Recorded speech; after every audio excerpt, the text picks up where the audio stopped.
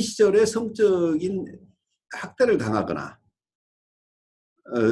어른들로부터 성적 유혹을 당해서 이때 받은 트라우마가 나중에 영향을 미쳐서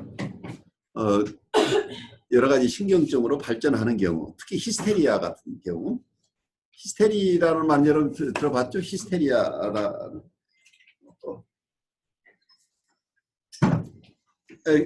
어떤 경우에는 어떤 분은 자기의 신체가 마비되기도 하고, 자기가 미국 사람, 독일 사람인데 영어로밖에 얘기를 하지 못하고, 그리고 여러 증상들, 신체적인 증상뿐만 아니라 심리적으로도 굉장히 힘들게 살아내는, 그리고 사는 데 대한 에너지도 없고 무기력해지고 이렇게 힘든 환자들이 있는데, 어린 시절에 가졌던 성적 트라우마, 그 성적 외상 때문에 생겨난다고 보이는 이런 환자들은 심리적인 치료가 가능하다고 봤어요. 그래서 이분들은 사이코뉴로시스라고 설명을 했어요. 사이코뉴로시스라고 하면 심리신경증이라고 제가 그냥 번역을 해볼게요. 같은, 이게 과거 히스토리 얘기니까 나중에는 이 구별들이 없어졌는데, 또 하나는 과거의 어린 시절의 성적인 어떤 학대나 성적인 유혹 때문에 트라우마를 경험하고, 그 트라우마가 어른이 되거나 아니면 청소년기가 되면서 신경증으로 발전하는 경우에 과거에 있었던 외상, 트라우마 때문에 발생하는 이런 신경증을 심리신경증이라고 보소. 이런 분들은 여러분이 상담을 통해서, 정신분석을 통해서 도와줄 수 있는 환자라고 봤는데, 또 다른 종류의 환자들이 그 당시에는 많이 있었다고 보이는데, 어떤 분들이냐면, 여러분들 신경쇠약이라는 말 들어보셨어요? 신경쇠약인 사람도 있고, 또 한 속에는 굉장히 불안신경증이라고 불렀던 앵사이티가 굉장히 많은 분들. 그래서 앵사이티 뉴로시스라고 불렀어요. 이 두 가지 종류, 하나는 신경쇠약, 또 하나는 앵사이티 뉴로시스는 과거의 어린 시절의 상처 때문이 아니고 현재 성생활에서 그 성생활 자체가 조화스럽게 이루어지지 못해서 생기는 어떤 신경증도 있다고 이분은 분류를 했어요. 그런데 이 신경증들은 정신분석이나 상담으로 치료할 것들이 아니라고 봤어요. 왜냐하면 이건 신체적인 거고 생리적이고 생물학적인 거기 때문에 거기에 맞게 생물학적인 방법으로 대처해야 되겠죠. 그럼 메디컬 닥터가 잘 도와줄 수도 있겠죠. 그런데 이 두 가지를 어떻게 보냐면, 신경쇠약은 환자가 지나치게 성적 에너지를 사용한 경우, 그래서 어떤 면에서는 지나친 매스터베이션, 자유행위가 너무 심한 경우에 신경쇠약이 걸리더라고 봤어요. 이분은 자기 관찰한 것. 그래서 지나친 자유행위가 많은 분들에게 드러났던 신경쇠약 증세를 보였다고. 신경쇠약인 분들은 굉장히 힘들어하면서 아무 삶에 힘들이 없고 에너지가 없는 이런 모습을 드러내는데, 이런 분들하고 또 다른 분들은 불안이 굉장히 심한 이런 신경증 환자는 원인을 이분이 조사하니까 지나치게 절제가 많아서 성생활 자체가 거의 없거나 보통 사람들의 성생활보다 훨씬 빈도가 작은 사람. 그래서 어떤 면에서는 성생활의 질 자체가, 횟수나 질 자체가 아주 만족스럽지 못해서 리비도가 충분하게 방출되지 않은 경우, 이런 경우에 발생하는 게 불안신경증이라고 봤어요. 그래서 앵사이티 뉴로시스라고 봤는데, 그래서 여기서 불안의 개념이 지금 나오죠.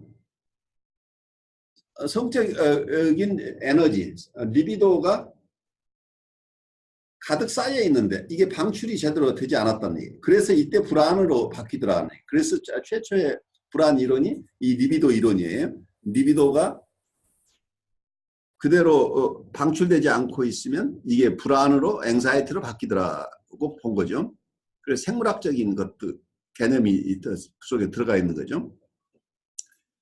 그래서 최초의 프로이드는 이런 불안 신경증이나 신경쇠약은 생물학적, 생리적인 거기 때문에 정신분석이나 이런 상담을 통해서 치료할 대상들이 아니라고 봤던 부분이죠.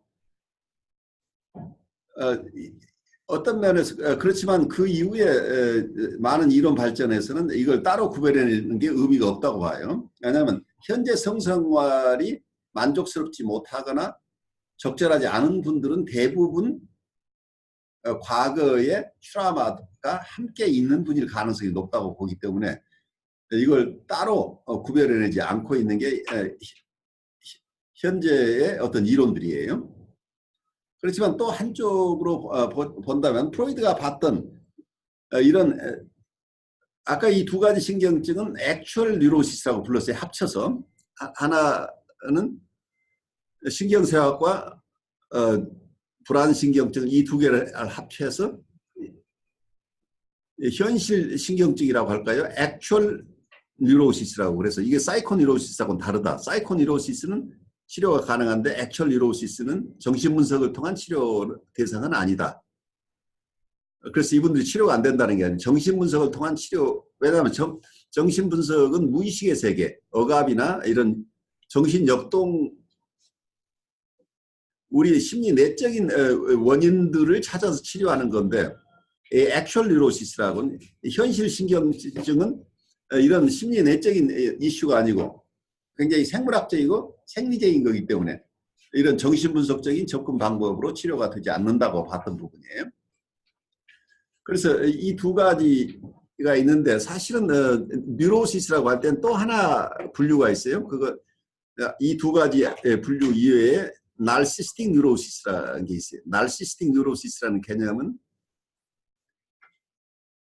여러분들이 이해하는 에디퍼스 컴플렉스를 경험할 만큼 어느 정도 이고가 성장해서 우리가 보통 학문기나 구강기나 학문기를 잘 거쳐서 어떤 성기기에 도달한 사람들. 그래서